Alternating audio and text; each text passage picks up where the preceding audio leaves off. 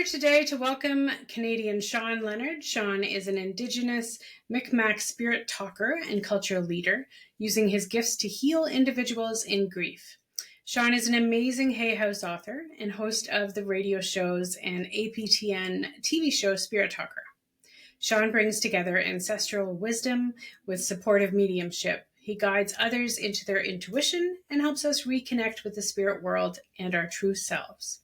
Today is here after the release of his second Hay House book, titled Walking with Your Spirit Totem Animals, Discovering the 4 Animals That Guide You Through Life, which is just released. Congratulations, Shawn. Yeah, thank you so much. It literally came out today, so I don't know when everybody's going to watch this, but this book came out today, Walking with Your Spirit Totem Animals. Fabulous. And, so I'm really happy that it's out in the world and that people are going to be able to read it and learn from the knowledge that I shared in it. So I'm excited. So first of all, tell me about it.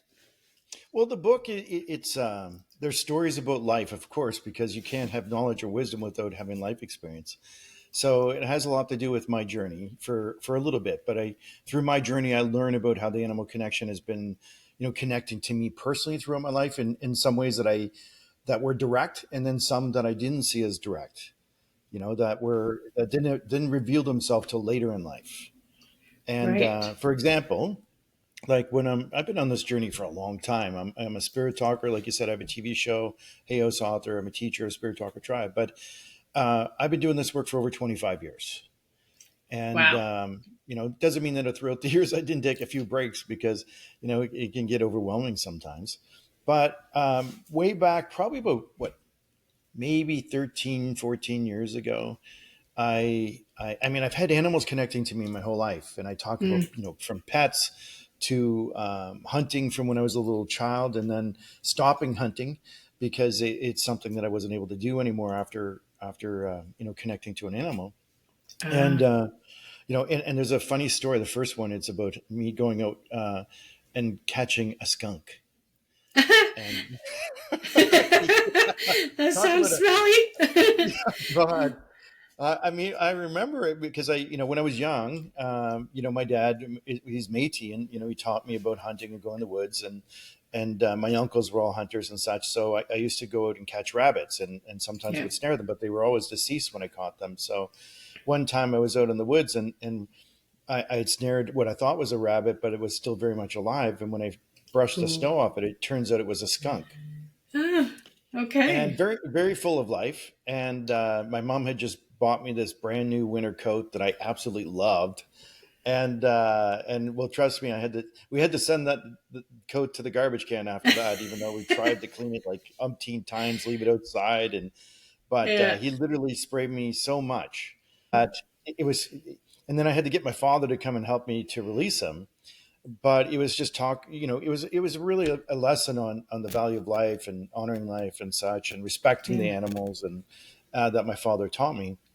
But the skunk sprayed so much scent that the air was hazy. Like, do you ever see the pavement when it's really hot in summer, and it just Yeah. like there's like it's waves of heat? Imagine that Yes. not being heat but stench. Oh, that's horrible. I was like, yeah, And I'll your never poor forget it. mother. I know, but it was like, I've had different encounters with the animal nation throughout my life. The skunk is definitely not my spirit totem animal, but it taught me a great lesson. And sometimes animals teach us lessons or teaching us Right. different things. Like I said, 13 years ago, I ran into this fellow named Andre Chevalier, who Mhm. is an Algonquin spirit talker himself and medium, and he lives over in, I think, Portugal now, I believe. And I went to a ceremony with him, with some of his students and people he was doing a class/workshop ceremony, and he gifted me something. Hmm. He gifted me a little glass bead that contained the ashes of a white buffalo. Wow. And he says, I feel like I need to gift you this. This is meant for you. And he talked to me a little bit about the prophecy, white buffalo calf woman and such. And it didn't stick with me for a long, long time. And then what happened was, well, filming Spirit Talker season 4, Mhm. I was out in Manitoba and Sioux Valley Dakota First Nation. And so while there, I went to this Sioux Valley Dakota Nation, and they are keepers of buffalo. Oh. And the buffalo there, a huge herd of like 130 or something like this. I don't really remember, but they had 16 white buffalo, which Wow.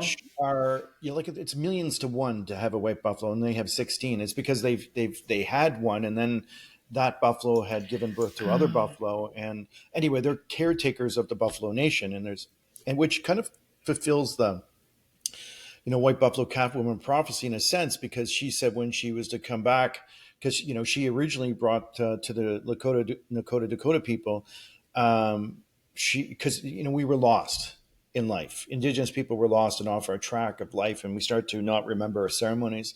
So she had appeared to these people and brought them a pipe and taught them the importance of carrying a pipe and holding a pipe in Mm. prayers and helping them remember ceremonies. And then eventually she had died or disappeared, and her prophecy was that I will come back. I will come back in the form of a white buffalo. And when I come back in the form of a white buffalo, it's a message, and I'll come back to remind you. So when there's more white buffaloes that are born, I'm sending the message that we need to care for the animal nation. We need to care for Mother Earth. We need to remember our ceremonies. We need to respect Mother Earth again, and the Mm. intricate balance that contains within Mother Earth of all things. Because I mean, without balance within nature and all things, whether it's a, you know, the plant or mineral nation, the animal nation, the creatures that are in the ocean, or the creatures that fly in the sea, etc. And you know, without one, we could not survive. Right. And so I saw that. But when I was there in the community, I one of the elders had suggested to me. He was telling me about. I think his name was Tony Tucan. He said you should put a prayer tie on the fence, and you know, I'm asking you if you could pray for my people, etc. You know, and I did. He asked me what color I wanted, so I picked the color. I think it was blue, because I resonate with blue, as you can tell. I'm Yeah, wearing yeah, blue, I blue see that. everywhere. So I tied my blue prayer tie with some tobacco, and a white buffalo came over to me, and he Oh, stared at me in the eyes, and I could almost like feel like he was like connecting to me in a very kind of spiritual sense, and I felt there was a connection between us. And he's like, don't you remember I sent you the ashes of my ancestor of the white buffalo? I'm mm. like, I do remember that. And he goes, it wasn't an accident. And then he came and put his head over towards my prayer tie, and then it was like it was like he was hearing my prayer. And we had a moment where I stared him in the eyes, and then he walked off. That's And I'll never beautiful. forget it. It was like a moment that shifted my perspective in relation to the buffalo, let alone the white buffalo. Mm. So it was a point that I realized that the white buffalo was part of my spirit totem animal family, Yeah. one of my ancestors that guide me with their spiritual medicine. And that's what animals are: spiritual Yeah. guides that kind of help us through life spiritually, or maybe with a power totem animal of sorts that help us in different ways. And Right. I have many. I believe that we all have at least four. Okay. Yeah. And I was depending gonna. where you are at the stage of your life, because according to the medicine wheel in Indigenous culture, you Mhm. know, if you're familiar with it, Yeah. there's four stages of life. You know, and you know, in the Eastern direction, according to Mi'kmaq teachings, is the color yellow, right? Which is infancy stage of life. And I feel like in the infancy stage of life, and this is where you may resonate to particular animals at a certain stage of life when you're young. And then as you grow or mature, you may feel like that you connect stronger to another animal, or another animal kind of appears to you in some way, and you feel a connection. And so, anyway, I'm from the Bear Nation, from Bugak First Nation of Newfoundland. Mhm. And but I, you know, even though that doesn't mean that it's my totem per se, Right. right? And I'll tell you why. Because um, you know, totems, you know, it's more of a clan. And I'll Okay. describe what a clan is for Indigenous people. And this is from my understanding from what the chief had told me, Missel Joe, Chief Missel Joe. He said that a clan system, and he said that it was from the Bear clan, that um, we didn't have last names. Mm. So in Indigenous communities, we didn't have last names. So to keep our genetics clear and clean of like complications or problems, you couldn't. So if I was Shawn of the Bear clan, and you're Judy of the Crow clan, let's say, that, you know, we could have a relationship. But if you weren't, if you were in the bear clan, that meant we could only be friends. Right, right. Right? Because it was a family kind of lineage thing that Oh, was passed okay. down through the family. So that Hmm. way, that's why many tribes of different clans from all over would sometimes trade. Many times they would trade for women or trade for things that, in a good way, because it was a thing not like where they would. And I know on TV and the movies they show them like running in there and taking them against force and stuff like this. And I don't think it was like that. There had to be some Right. type of agreement that, because I mean our communities were large, but also Yeah. many people within the community. There might be some people from the Caribou clan or from the Bear clan or the Crane clan or the Cougar clan, etc., the Eagle Right. clan. But and so we would know who our potential mates could be. But sometimes we went outside of our tribe to kind of like seek a partner or relationship, very much like life today Yeah, yeah, in some ways. yeah. It's But there funny would you be said agreement. crow. Crow for me because I was recently told crow is one of my familiars. So that's kind of Oh, funny. I know. Yeah. Trust me, I'm psychic. Yes, that's true.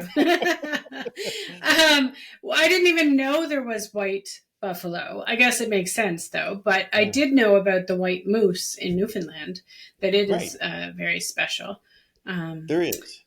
yeah. Do you want to talk about your other totem animals, or Okay, is well, I'll that? tell you about one that will, help people understand this.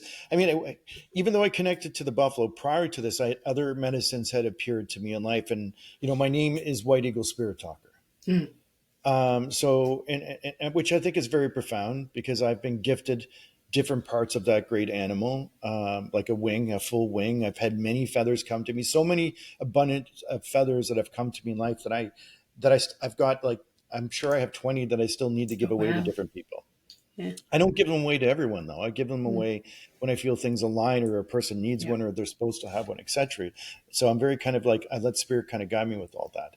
Yeah. And I recently just received a claw, Mm, like a talon of the yeah. eagle, and I also received an eagle head Oh that I'm going wow. to put on a staff. And but I'm meant to carry this eagle head with me as part of my medicine, hence my name being White Eagle Spirit Talker.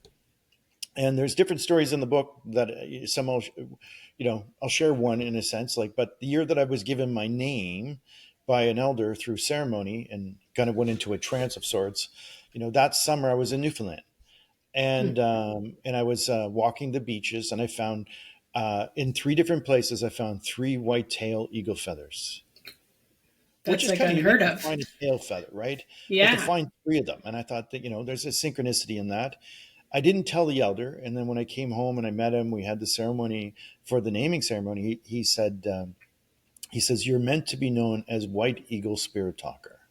Mm, Wabak Gipu Agudumajik Jigamahamajik. And I'm like, okay. I said, that makes sense. I mean, why I got these three tail feathers this year.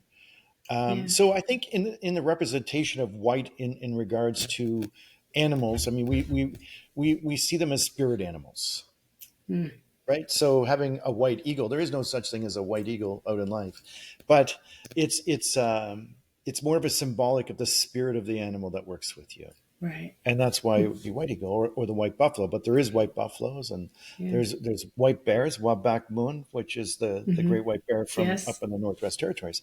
And I'll tell you about the white bear because this is when it really hit home that I was, different animals were revealing themselves to me, let's say, and connecting to me in such a profound way that I realized that we have many totems.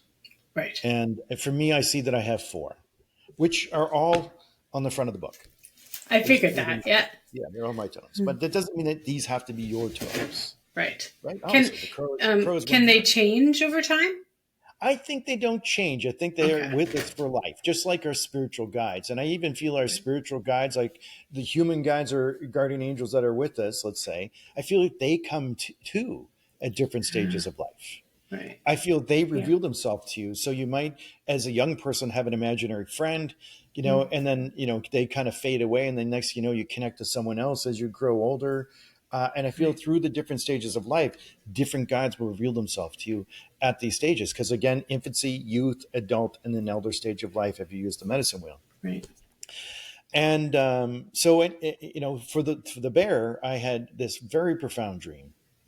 And this dream was where I was in a field, and there were seven shadows of people that were chasing me, and I didn't know who they were or why they were chasing me in the first place.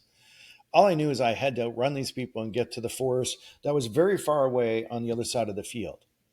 So I'm running for my life. I'm like, okay, these I don't know who these people are, but they look like they're going to do me some type of harm. They don't even look like people. They're just shadows of people. So I can't Okay. even make out who they are. And as I run towards the forest, out of the forest comes seven polar bears. Oh.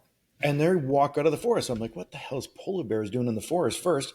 Because I mean, they're from the north, right? Yeah, They're in the Arctic. They're not yeah. necessarily in the trees roaming around.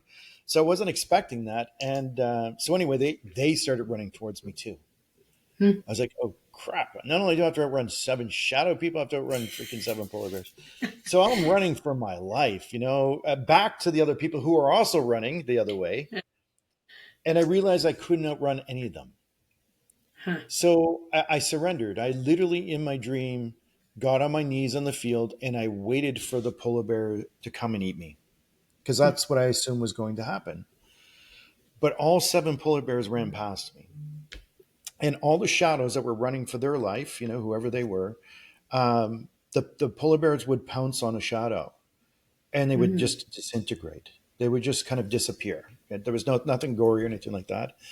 And then all the polar bears turned around and stared at me, and they kind of merged into one great bear. Huh. And then I woke up and I thought, oh my God, the polar bear wasn't there to hurt me. The polar bear was there to help me, to protect me, to Protect. keep me Yeah. safe. So I knew something was coming down the line energetically, right? But I knew that the polar bear medicine was going to help me through it. So, and I did. And in the book, I changed the story a little bit because my publisher wanted me to do it. But the truth of it was way back in the day, I self-published a book called The Language of Spirit. Yeah. And I originally started working on my book, with this young girl who was a young girl who was connected to a family of a family of seven. Ah, I was going to ask where And the seven came from. yes, Yeah. and so anyway, the family of seven. I mean, she was, not to be rude, but it wasn't great writing. Her primary language was French, and she wanted something that I wasn't going to give her. Right. And I said, no, we're going to have to part ways. This is not my vision. I thought you were just volunteering. And then anyway, I said that, and I never used any of her work. I hired a professional, which I should have did the first time, Mm. and then started working on my book right from scratch. And I put it out in the world, which is amazing. Which is now this book because it's been reworked, rewritten again, Spirit Talker, Yes, which and is an it has amazing like book. 15 more chapters and some exercises that are in it. And so the language of spirit has become that book by reworking even again. Mm. And so after we parted ways, I get a letter in the mail from a lawyer saying that they could take me to court. And I'm like, well, I'm not using your work, so I don't know what, you know. And Yeah. they alluded to like saying that we had a contract, which they didn't see really what it was. So, and I said, well, we'll see you in court because this is ridiculous. Yeah. So 6 years went by, and I published my book, and I was working on Spirit Talker and reworking everything in the first place to be republished through Hay House Publishing for Spirit Talker, and then I did get another papers, and they were suing me.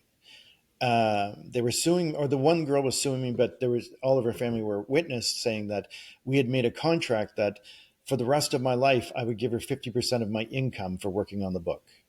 That's quite a bit. Quite a bit. I Wow. would agree to a penny. Trust me, that is ridiculous. I Yeah. would have had no problem paying her for the work she had done, but there's no way any in hell that I would have ever agreed to anything like that, and I didn't. And so anyway, we went to court. It was a pre-trial, which I won, and it was pretty much thrown out, and I was awarded cost. And then she filed an appeal, and then I had to go back and because she felt that the judge had made a wrong decision, and they made up some stuff as to why, and it was silliness. Right. And so they got an appeal, and they lost that too. And so I was awarded cost for then. But Anyway, my point is I knew through the whole time that the polar bear was going to be with me and help Right. me through it. And so even before that, even after the dream, I had asked the white bear to connect to me, but I wanted a connection in a physical way. And so I did a little ceremony. I went outside in my tree area, and this is in my sacred space. It's just in the forest, and I have a little deck down there that I can sit in the trees, and it's just me and the trees and the forest and the birds, etc., the animals. And and I lit some smudge, and I spoke out loud what I needed to. I said, Wabak Moon, I'm inviting you to send me one of your claws. If I'm meant to carry your medicine, if your medicine's meant to be with me in life, then I would really like to have validation. And I'm requesting that you find a very unique way to give me one of your claws so that I can carry and wear, in my life. And then months had gone by. And so anyway, eventually I got a package in the mail. And it was for a lady named Barbara Kent Bishop, who wrote me a little note. And she says, Shawn, I was just in Labrador, northern part of Labrador, Newfoundland. I met some Inuk elders. And this one Inuk elder had gifted me 2 polar bear claws. And he explicitly told me that one claw was for me. But he said, Barbara, there's a other claw that I'm gifting you is meant to be given to someone else. And I can't tell you who that is, but you'll know. So she went home and she said, I thought about it for like 5 minutes. She said, I knew I had to gift this to you. I don't know why. I just felt like I needed to send you this. And I open up my package and it's the claw. And I wear it. Since that day, I Yeah. wear it. It's still part Very of my life. cool. So that medicine is definitely with me. But this is where it gets even cooler. Because shortly after that, I got, probably within a month, I had a lady come to my house named Larry Curdo, who is Mi'kmaq, and she does part-time taxidermy. And she came to my house with a bunch of other ladies that we had for coffee, tea, and a little lunch and stuff. And she goes, I was just working on a polar bear rug, Shawn, and I have a little piece left over, and I thought I should offer it to you. So here's a little piece of polar bear fur. Maybe you could use it for your smudge bowl or a such. And she said, I'm gifting this to you. And I'm like, oh my God, that's amazing.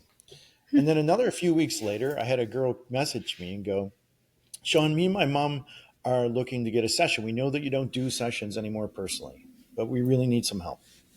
And, so I have something that I think if I offer you, you might consider doing a reading for me and my mom. I have an old polar bear rug that my great grandfather had, and it's been in my closet for years, and I don't know what to do with it.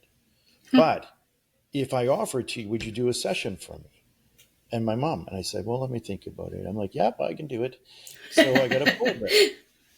Now, someone else just recently, I was down in New York I was at the Omega Institute doing a class, which I'm going back to in this summer, which I Yeah. haven't posted just yet. And this lady gifted me an indigenous mask with a face on it. Oh, And it's got wow. fur, polar bear fur on the top. So that's 5. I wonder if you'll get Five. 7. Another person, well, there's 4. There's another, somebody else gifted me a claw. Yeah. That was Okay. 5. From Toronto or area, and he was in somewhere and found the polar bear claw. But the greatest gift that I received, other than the first one, of course, was from Kelly Finnegan and her husband. And while I was writing this book, Walking Your Spirit Totem Animals, they said, can we meet you for coffee at Tim Hortons? I'm like, yeah, sure. Let's go meet. And True Canadian. we have something that you would like. Yeah, exactly. I'm Canadian. Yeah. We have something that maybe you would like to have. And I'm like, okay. And it involves a polar bear. I'm like, well, I'm definitely going to make time to meet you. And they come down from Truro, and they told me that, Kelly's father-in-law had passed away. And I think her husband's name is Steve. So Steve's father had passed. And so they told me that, well, 50 years ago, he was up in the Northwest Territories. And he met an Inuk person there who needed a sled. And so anyway, their father was looking for a pelt or a rug, a polar bear rug, right? And they traded. He got him a sled and traded for the polar bear, but he passed away, and we're dealing with all of his things, and we don't know what to do with this. we're thinking that we're going to offer to you if you accept it. And I'll show it to you. I've got it So here. it's all been gifts. Yes. So over there on my pool Oh, table, beautiful. it's got the whole head, all the claw, and it's like it's even bigger than my 10-foot pool table. Oh, they're so big, It's eh? massive. I couldn't put it anywhere else because Yeah. it's just too big to put anywhere. And, and, Hmm. and, and it's a good spot because I come down here every day. My office Yeah. is here. I do my work Yeah. and I speak to them and I sit with them.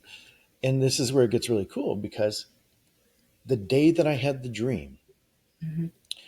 and I look in that bear's eyes, it's the same bear. Oh, It's the bear wow. that stared at me. I know him. Yeah. And now that I have 6 parts of 7 bears, I feel like there's another part that will come to me in time. Yeah. But I feel like these bears already knew who I was before they ever started appearing in my life. And they Yeah. knew that, that I would represent them as a nation in the animal nation. And that Hmm. they would walk with me because, I mean, the medicine that the polar bear carries is like, they exist in harsh conditions. They go through Yeah. tough times. I've been through a lot of tough things in my life. Yeah. And some things that I've been divorced a couple times. I've lost everything more than twice, Mm. and and somehow I always endure it and find my way back to balance in life. And life has been great since then. But Resiliency. we go through stuff. Yeah. Yeah. We do, and sometimes we need to be reminded that there is helpers, Yeah. uh, like animals, not just guides and angels and people and your ancestors on the other side, but the animal nation is your ancestors too. They've walked on earth Mm. before us, Right. and they continue to walk on earth with us. I've been familiar with Ted Andrews' work with animal speak. So Yes. what makes a totem animal different than just seeing an animal and understanding what the meaning is? But there's different messages too, because let's just say I know my totems. I Yeah. know my 4 totems that are in my life, and there's other stories that are shared in there about that, even different messages that come from animals. Right. But I may see a blue jay, right? Or I get blue jay feathers. I don't believe the blue jay is my totem. I do Hmm. believe that my dad sends me blue jay feathers Ah. Okay. because when I have a conversation with my dad about different things, sometimes a blue jay feather will appear, Hmm. right? His name was Yeah. James, so and I Yeah. do know my auric color is primary blue, and I do feel like that he uses, and when after he passed, I mean, there's a story to the blue jay with my dad too. That after he passed, my dad played guitar and he played fairly well actually and sang pretty good. And but the year that he died, he had already bought me a guitar, Hmm. and I didn't get it until after he passed away because he passed away October 16th, 1987. It's like 38 years ago. Right. And that Christmas at 15 years old, I received my first guitar, and it was a Hmm. black acoustic guitar and it had 2 blue jays on it. Hmm. So that's why I associate the Blue Jays to my father. So sometimes we're getting messages from our loved ones through signs, Right. right? And you'll know the difference. You'll know. Like Hmm. the difference between a dream where an animal is showing up to kind of help you through a problem and you face a problem in life is more likely to be a totem than it is to be a message from your dad or your mom or your grandmom or whoever. Because, Right. and I do even talk about even forerunners in the book, that sometimes the spirit world will use an animal that is very kind of like, let's just say a bird hits your window, Yeah. and it's horrible. The bird hopefully Yeah. survives, but sometimes the bird will hit your window, and then you find out later that something else is happening with the family, or something is going on, and it's almost like a forerunner to kind of alert you that something's coming down the pipeline of sorts. Right. The And superstition I is know a lot that. of, yeah, it's I Yeah. wouldn't say it's superstition. I do feel it's a way that the animal nation can Communicate. um, communicate, and spirit uses animals to communicate to us in multitudes of ways, right? Hmm. And so that's one of the ways that you will know the difference. What's the best way to honor our totem animals? Is it just to speak to them or? Well, in indigenous culture, I mean, I think you should speak to them, but you should Yeah. also be in ceremony with them, to be honest. Okay. And through, because we also, like in indigenous culture, we feed our totems. Hmm. So we may have a ceremony once a year, and we may include the piece of the animal that's come to us. We have a Hmm. sacred fire.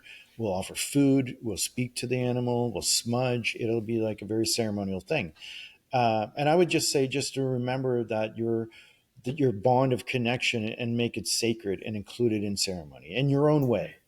It Right. doesn't have to be done the Indigenous way. Just do it in Okay. your own way. What feels right for you in your heart. That's the most important part. It's not like, well, you have to do this exactly.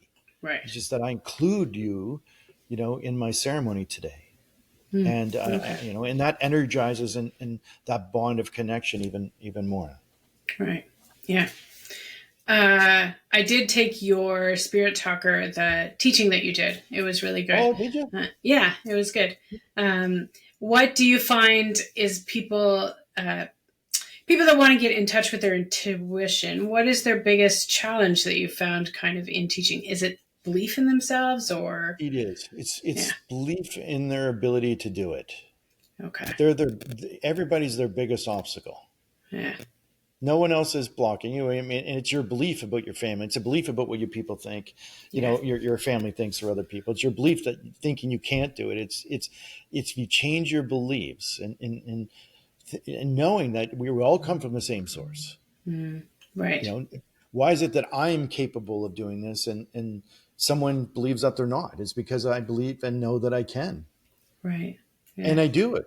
I don't approach this work with the thought that, well, I might work, I might connect. I Yeah. know I will connect. I might not know everything they're telling me, and to some degree, but I'll work with whatever they're giving me Mm. because I know there's an intention for them. And I'll tell you a funny story where sometimes you may not understand something. When you develop your abilities and skills too, because you have to do exercises, you have to kind of it's just like your abs. Like if you want nice abs, you got to work those freaking abs out, right? You might want to not eat a whole lot either if you want to see your abs, right? So there's some exercises that you have to do, like restrain Yeah. from food and making sure that you do exercise to work them so they get sculpted of sorts, so they really get refined, right? Yeah. And it's no different with your psychic skills. You have to work with them and work on them and be in ceremony and talk to spirit. There's a whole process to it, and it's an exercise for life. Mm. It's a way of being, as opposed to thinking you just do, off and on from here. It's an approach to the spirit world and your celebration and connection to that. But sometimes you won't understand things, and that's okay. Once you develop some abilities and you start to understand the way that different psychic abilities come to you, like clairvoyance, clairsentience, clairaudience, claircognizance, then you understand each aspect of the communication that comes from spirit. And it's not always like black and white. It's sometimes a little Right. gray area in there, right? They know what they're trying to say, but it's just like some people, when they communicate in life, have trouble communicating, Mm. right? They may True. try to tell you something or tell you about an idea, and you kind of get it, but you're not quite sure what they're trying to say. But it's Yeah. like that with spirit too. There's still spirits. They're still people. So I was just in Thunder Bay, and I did an event there for 400 people, and it was Mhm. a live audience, and I'm speaking to this girl, and I don't remember who came through. It was her mom and I think her husband, I believe. And so I was talking to her husband for a little bit, but then her mom had come through, and they showed me something in my mind's eye through clairvoyance, but also there's a clairsentient feeling to it, because it's not just one aspect. There's levels and layers of communication that come through. And Right. so when I see something, like they show me a well beside a house, and the house looks like it's rural, not in the city. And I know there's a problem with the water. So Huh. I see this in my mind, right? So I ask her in front of the audience, I mean, first of all, where do you live? Like, she goes, well, I live in the city. I'm like, this doesn't make sense to me. No, no, no. Do you have another house? Well, I do have another house. It's not my house. It's my mom's house. It's outside of town, and I'm going there in a few days. I'm like, do you know if it has any water issues? And she says, no, the water's working fine. I haven't heard anything. I'm like, are you sure there's no water issues? Because this is not an accident, random thing that's getting shoved in my brain. This means something. I'm just maybe not understanding exactly fully what it is.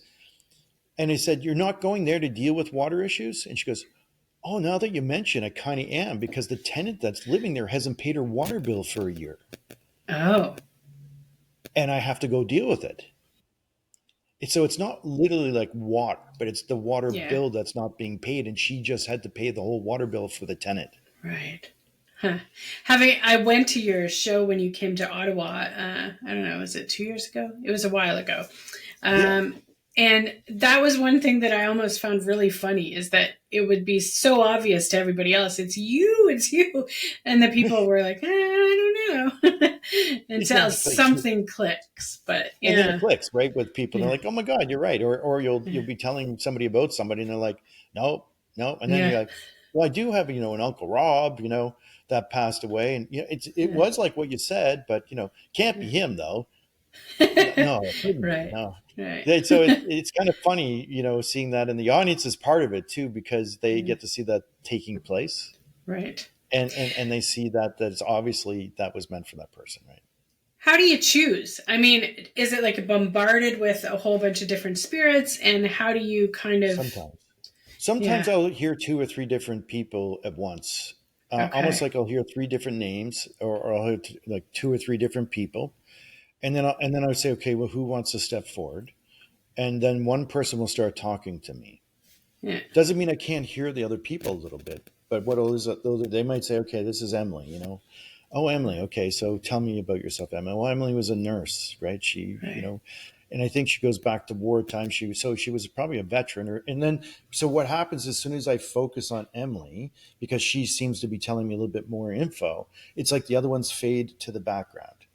And then okay, as I focus on that person, more things are revealed to me about who this person is. mm, yeah. It felt very, the people that needed it the most were the ones that really got it. I feel like Yeah, I know there's a lot of people that need messages because I just did an audience of 400 in Thunder Bay, and I might do like 12 or 13 readings in an evening because it's only an hour and a half of readings in a.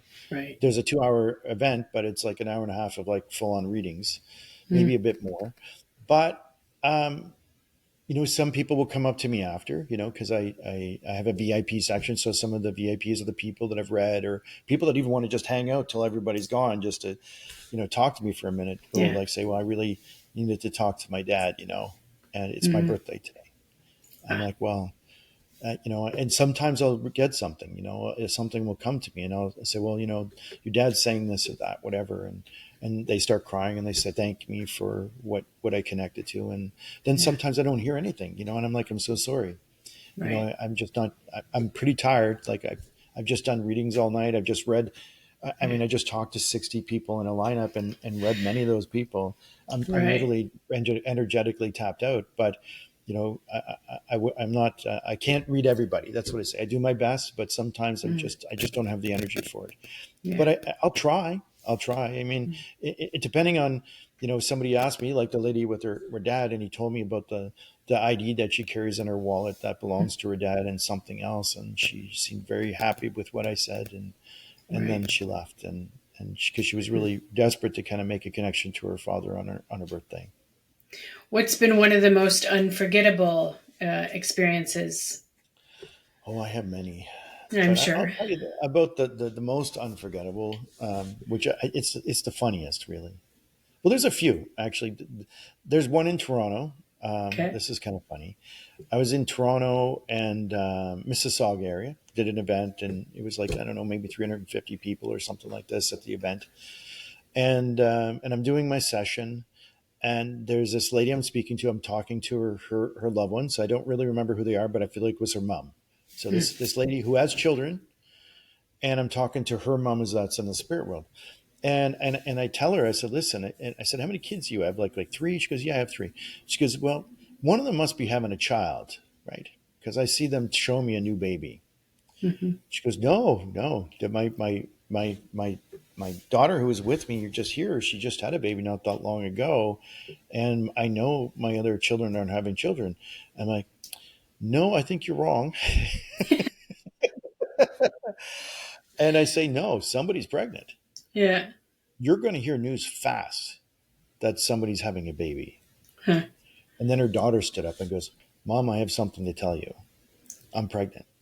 Oh, I said, wow. I'm 2.5 months pregnant and we haven't told you. We haven't told anybody yet. Huh. And it was like a reveal in front of everyone. And it was amazing because, I know what I'm seeing. I know what I'm Yeah. receiving. And I was right. And Mom didn't know. And it was just like one of those moments. And she's had the child since then. Her name is Tristan.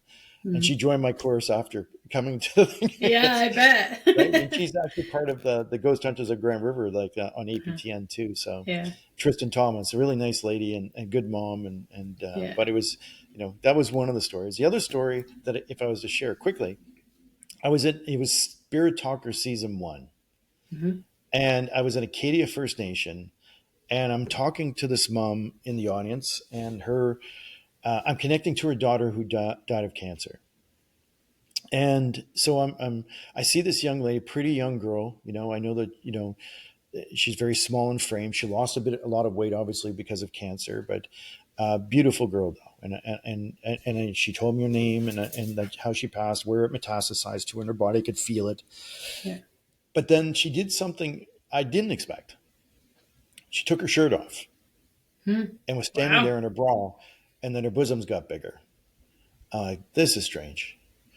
And here I'm telling mom, and I'm talking to mom in the audience, and she's very emotional because of what I'm saying. And here, this lady that I'm talking to in spirit world wants me to somehow bring up the fact that she's not wearing a shirt, and I'm like, I can't do this. I don't It's know a what the little hell you want me to awkward. say with this. So you see me arguing with her a Yeah. little bit, and I finally come to the conclusion that I have to tell her because she says, "Just tell her; it'll make sense to her."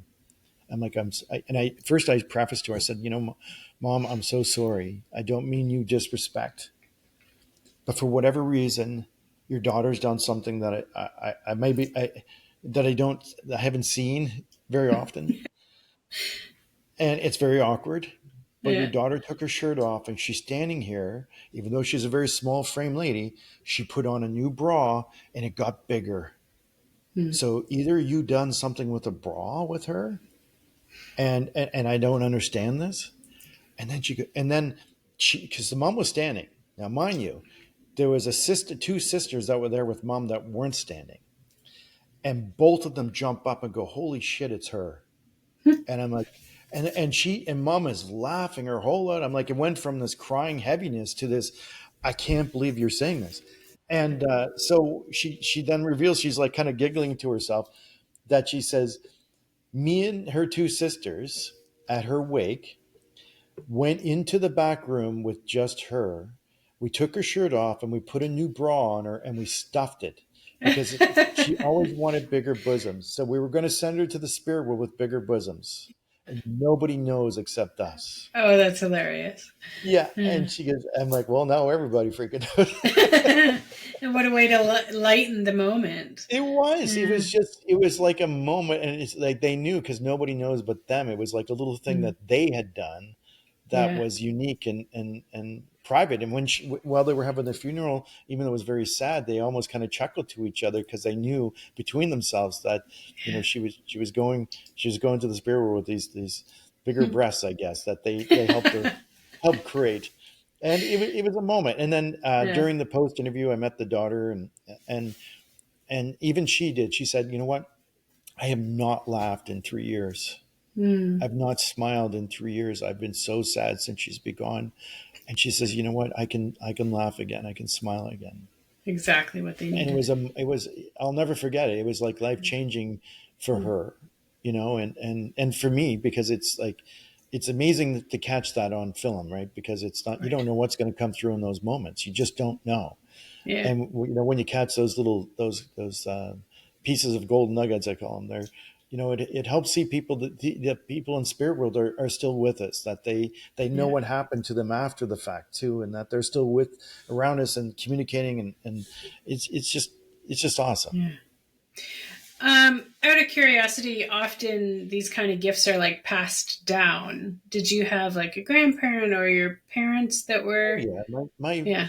my great grandmom. Well, my grandmom was Mi'kmaq and from Newfoundland, and she was very connected and loved her horror movies, for God's sakes, and always talked about spirits and angels and Yeah. saw spirits and things. And I saw her chasing a spirit once with a broom, for God's sakes. Okay. And then my great grandmom was a tea leaf reader, and Okay. so even my dad, when his father passed away, because he was in the Mhm. Navy. His name was James in Nova Scotia. He was walking across the to go home to go to his car, and he heard somebody call his name. Mm. And when he got home, he told my mom, he says, it sounded like my dad. I think I'm getting news. And then the phone rang. Right. And somebody called to tell him that his dad had passed away. Yeah. So he had heard, you know, Lawrence or Larry, that was his dad's name, Yeah. actually speak to him after he died. And he came and told my mom. And then while he was telling her, they got the phone call that he had died. So I think, you know what, I don't think, it's within families, but I think there's stories like that that connect to many Yeah. families. It's not just mine. Maybe And I think that we're all connected. help us be open to it a little bit more. I Yeah. mean, we're energy. I mean, if you Yeah. think about us in a Ah, scientific freaking way, we're just yeah. literally energy vibrating that's That's changing my every freaking language. second, right? Yeah, We are. I for mean, sure. every cell in your body is Hmm. vibrating to create this being that you Yeah. are today. But there's also like an auric light within you that exists Right. within you that it's all around us. I mean, Yeah. there's a spirit here Yes. that emanates, within us, Yeah. through all things. And even in was it Calgary, they just did a scientific thing recently, that they were able to kind of prove in an experiment that when the human, through replication, that when a person dies, that there's a light that's within and around the body that Mhm. dissipates or disappears. Right. It's So cool what that is was that? in. Is it just Yeah. heat, or it's not just heat, Yeah. obviously, because heat will Yeah. still exist with the body even after, but it's after they Yes. pass this beingness of who they are is Yeah. no longer in this form. It's so that spirit, whatever Mm. you call it, an orb of light or just an orb, it Yeah. emanates through this beingness, and it's Yeah. existed forever and will continue to exist beyond this. Yeah. And we're all connected. I really found your first book mirrors a lot of the universal principles that I use in manifestation therapy and that kind of Good, stuff. It was really cool. good, Uh, good. yeah. I wanted to ask your biggest non-negotiable for your day, and kind of tied to that is how do you ground? Usually I ask in between sessions, but you kind of talk to 350 people all at once. So how do you ground after that? Because I know you said you're exhausted, but what do you do to take care of yourself?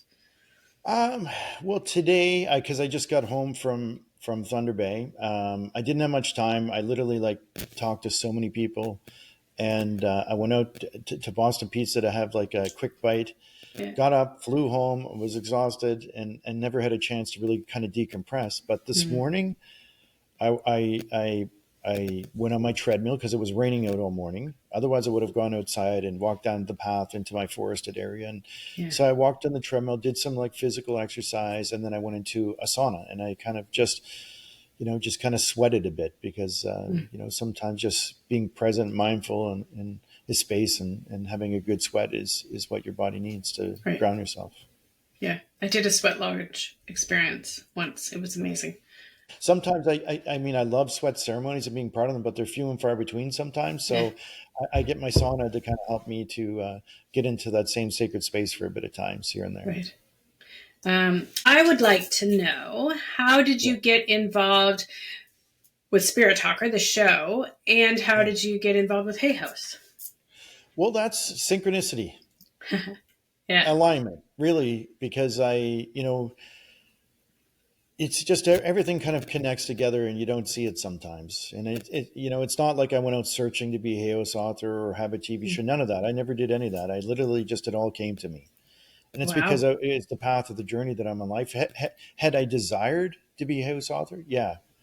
I mean, especially like back in the day when everybody was like, the Dr. Wayne Dyer, Deepak Chopra, everybody, Gray Braden was all out Yeah. there. And I, when you're reading all these great books by different authors that are amazing and good speakers, who wouldn't aspire to be, walking with them? And I say walking with the greats out there, right? So I put it out there. Right. But with my book, Spirit Talker, how it all kind of came together, it was almost all connected Mm. between Spirit Talker, the TV show, and the book. Hmm. And so anyway, I got to do this event with John Holland, and John Holland came up to so there was a local people that hooked me up with John Holland, and we did a tour together, just two locations. We went to Halifax and we went to Moncton.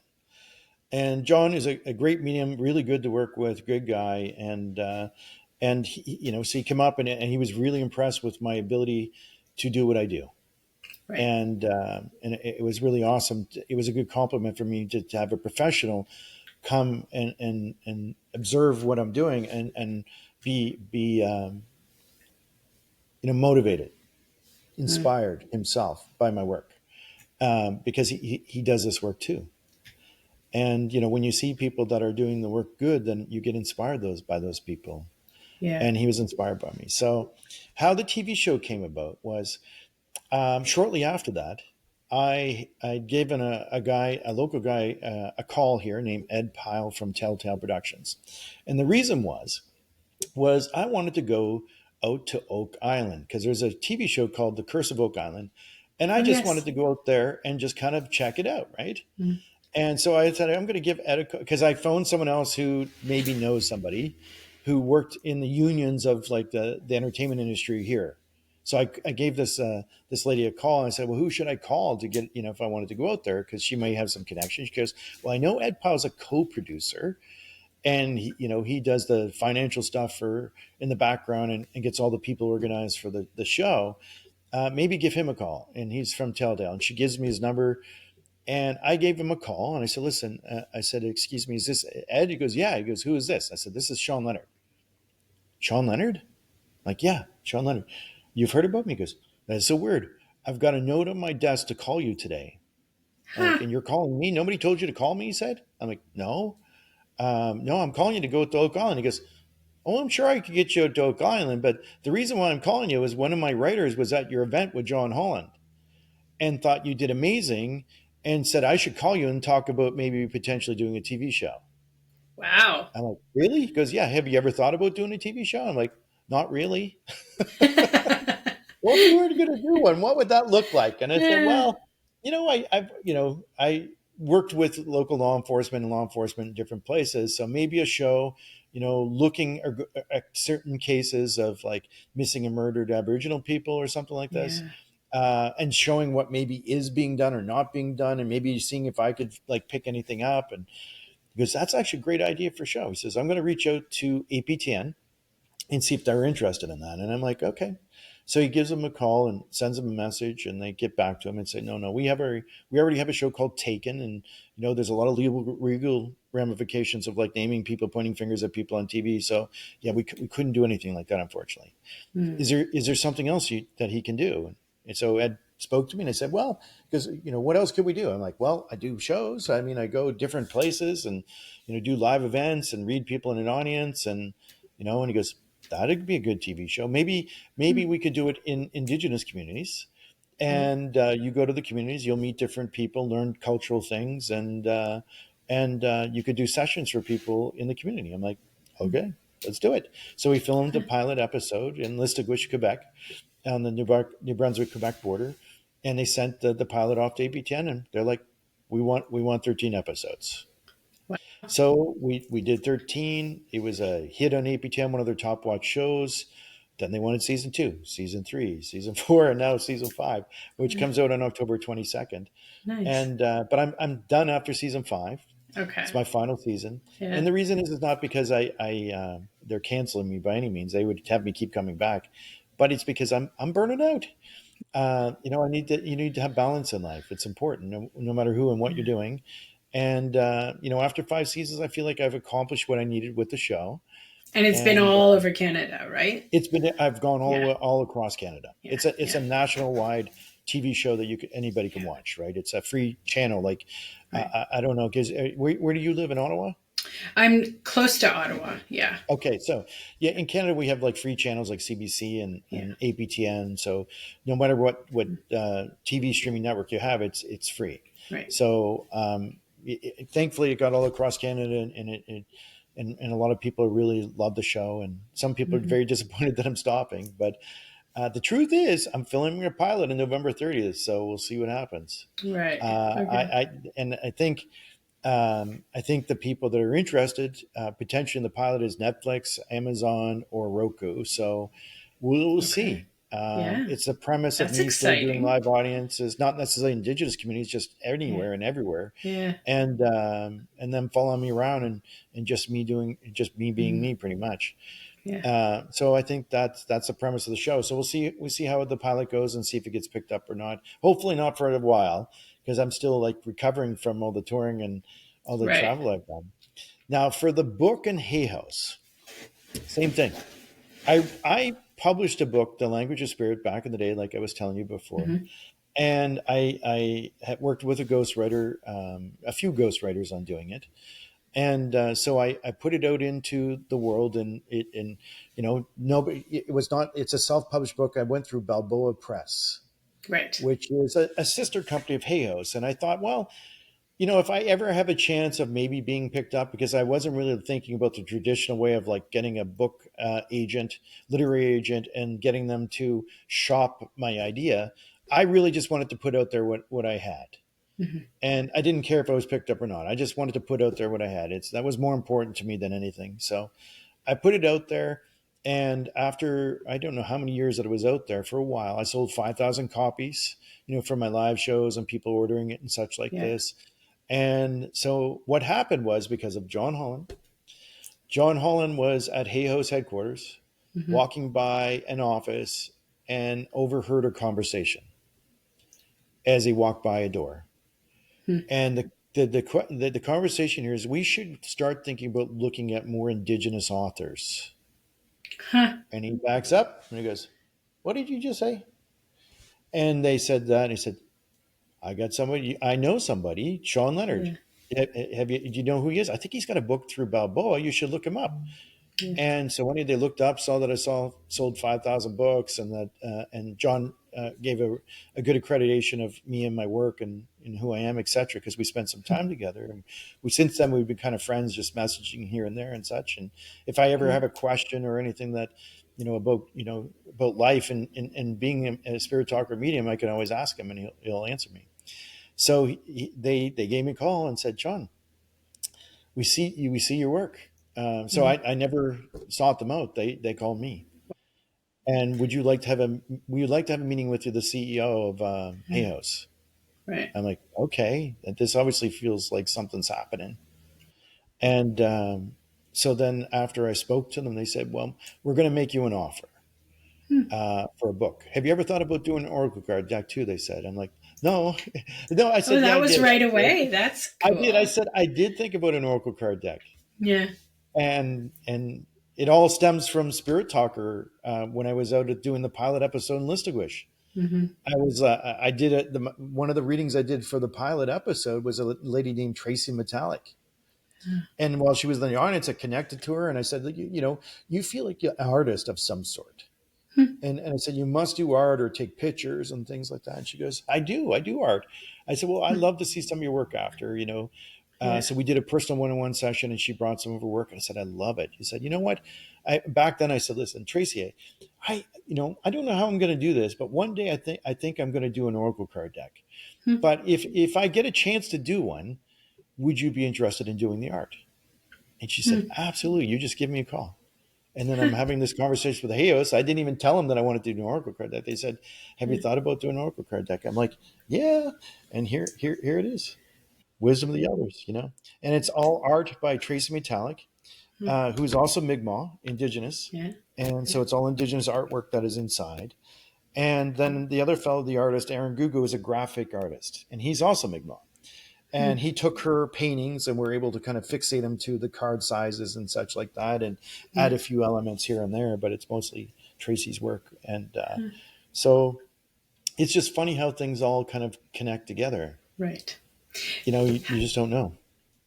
So I call that manifestation and alignment. But how do Yeah. you, what would you say was the driving force? Because so many people struggle with, I mean, I would say it's self doubt that stops people and I taking think, action. So, yeah, I mean, you got to take action. I never took action to actually like create the deck other mm, than just speaking to somebody, but I put right. the thought out there. Yeah. And even my wife, Michelle, says, you should think about doing an Oracle card deck one day. And she kept telling me over the years, and I'm like, yeah, yeah. Yeah. but I didn't feel like things were going to align to kind of make that happen, but they did.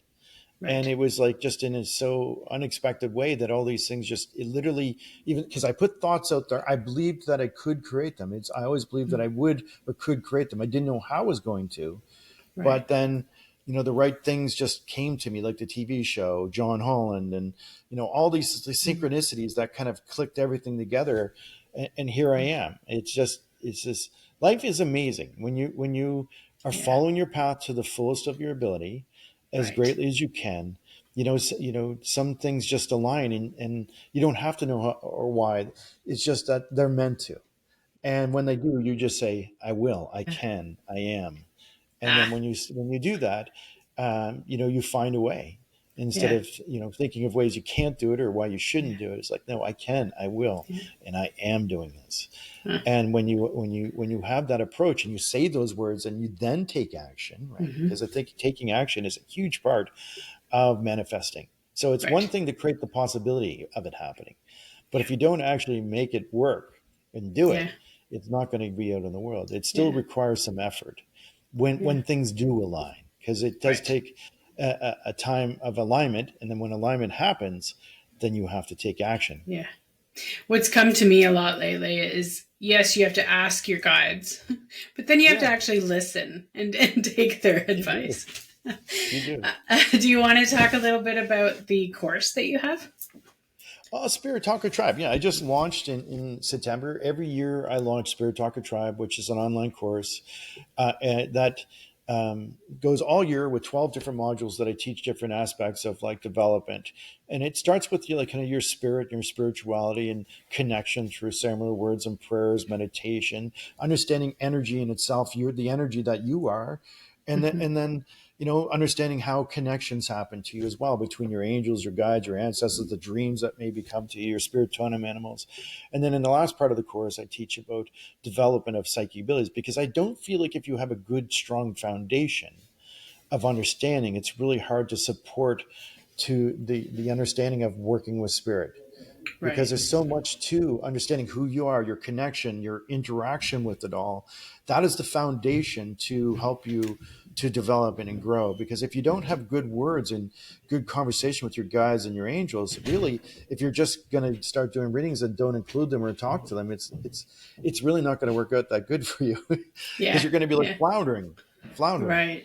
And Right. so you have to be in alignment with all things to kind of help you to Yeah. build that base, so that when you do start understanding your clairs, Mm. clairvoyance, clairsentience, clairaudience, claircognizance, clairalience, clairambience, it's because they're that's the let's say the different types of communication spirit could and can use to communicate a message with and through you.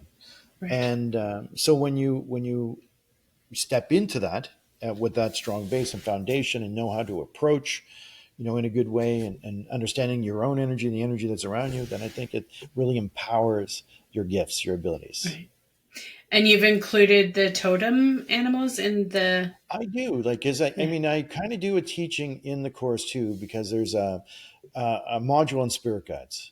But Okay. during my live sessions, I do like half teachings about spirit guides, but then I also teach half about your animal totems, because Right. they're supporting your journey in different ways too. But they're, Right. they're guiding us in with their medicine, and it's really Yeah. important to remember that. So that's why I wrote that book. Actually, the Yeah. reason why I wrote this book is Hay House. Ah. I had the wisdom, Ah. and I told him my polar bear story, and I did put it in Spirit Talker, the polar Yeah. bear story. But when they said, we loved your book, it was a bestseller in Canada, right? It was number Mm-hmm. 2 on the Globe and Mail within Canada. Spirit Talker was for a week, which is amazing. That means there's a thirst of people out there wanting to Yeah. grasp that knowledge for themselves. Yeah. Something there that really speaks to them, right? Yeah. And so they said, well, you did really well in your first book, and it's selling really well, and we'd like to talk to you about future books. Hmm. Ah. So have you thought about writing another one? And they said, I said, yeah, I have, but I might need a little bit of a break. And they go, well, there's no breaks. Give us like 7 Yeah. ideas of things that you would like to write about. So I sent Right. them 7 ideas, And they said put them in order for your top three, and I put a few in order. One of them is about manifestation, actually. Yeah. And so I put that was my top one, about co-creating your life type of thing, right? With the I am consciousness and breaking it down to 7 steps and all this.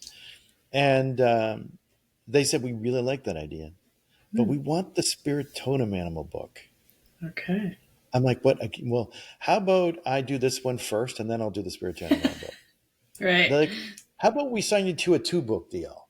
Yeah. You write this one for us and then we'll sign you to the other one already right now. Okay. I'm like, let me think about it. Yeah, I can do that. So I was like, okay. So I published that, and now I'm working on my newest book that I hope to be done on the time limit they've given me, but we'll see. I still want to send you my book at some point for you to consider writing a forward. Although I Sure. self-published on Amazon, but Well, that's all right.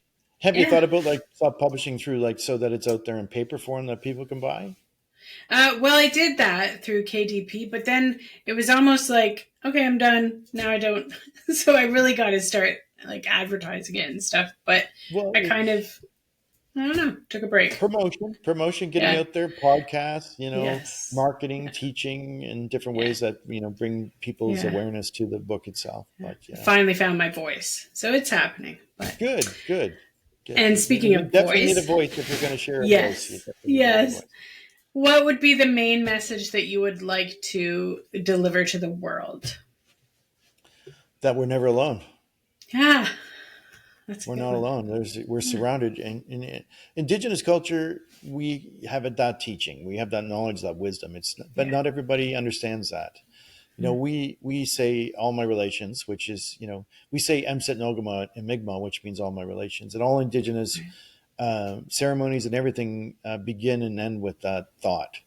Yes. And the reason is because, we're connected to all things. There's no place that the creator is not.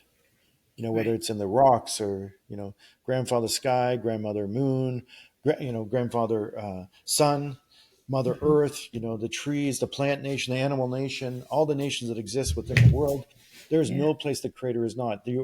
And your ceremonies is the way that you walk through life, the way you approach life, and the way you Right. interact with life, because all life hears you.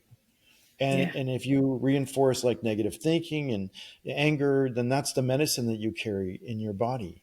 So Right. change your medicine that you have within you, and change your words, and change your understanding of disconnection, shift it to one of connection to all things, and make your life the way you can have a conversation wherever with spirit. Yeah. It doesn't have to be only on your sacred space at home. It could be anywhere. Right. And just speak with your ancestors, and your ancestors is all things that you see Yes. and all things that you don't see too, that are Yeah. there, Because the it's all seen and connected. unseen of all things that exist around you. Right. And interact and include them, invite them, and your Yeah. life will shift and change when you realize that they hear you. Beautiful. Where can people buy the book and find you? Well, you can go to my website, shawn-leonard.com, and then you Yep. can find me there.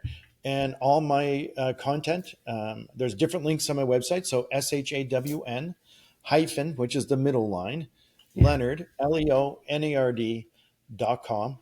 And the link for my Oracle card deck is on there. The link for Walking with Your Spirit Totem Animals on there, and Spirit Talkers on there. You click on each link, and it'll take you to a web page that has all different places that you can buy the book, like an Amazon, Barnes and Noble, Indigo, wherever you want to buy it. And also like even on Audible, because a lot of people don't even read anymore, that they prefer Audible books. So there's links to Audible on there as well, that you can get all these and listen or read if you choose.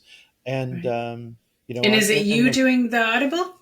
it is me. Yes, it is Okay. me. I do the, Perfect. the voice for all my audiobooks. All right. It's I'm sure it's not fun for the guy recording me, but I guess he's a great guy. He's a local guy here, and he does a great job editing and piecing all my blunders Yeah. together.